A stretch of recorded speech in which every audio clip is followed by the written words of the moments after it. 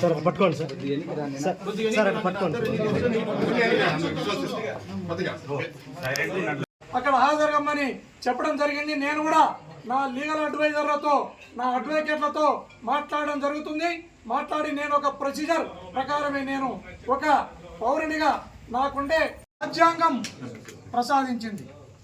అలా రాజ్యాంగం ప్రసాదించిన భావ ప్రకటన స్వేచ్ఛను ఈ రాష్ట్రంలో ఏం జరుగుతుంది అనేది మనం బాగా అర్థం చేసుకుంటే, రాజ్యాంగం ఇచ్చిన భావ ప్రకటన స్వేచ్ఛను, మాట్లాడే హక్కును, ప్రతిపక్షం అనేది ప్రజాస్వామ్యంలో సోషల్ మీడియా ద్వారానో, ప్రింట్ మీడియా ద్వారానో, ఎలక్ట్రానిక్ మీడియా ద్వారానో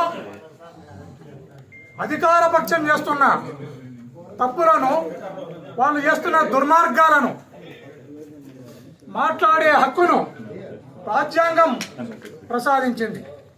అలా రాజ్యాంగం ప్రసాదించిన భావ ప్రకటన స్వేచ్ఛను ఈ రాష్ట్రంలో ఉక్కుపాదంతో ఈ కూటమి ప్రభుత్వం అణచివేస్తుంది అన్నదానికి ఈ కేసులే ప్రత్యక్ష ఉదాహరణగా మనం చెప్పుకోవచ్చు. రాష్ట్రమంతటా కూడా ఒక భయంకరమైన వాతావరణాన్ని, ఈ రాష్ట్రంలో ప్రజాస్వామ్యం లేదు, ప్రతిపక్షం లేదు, ప్రజలను గౌరవించే విధానం కూడా ఈ ప్రభుత్వానికి లేదు.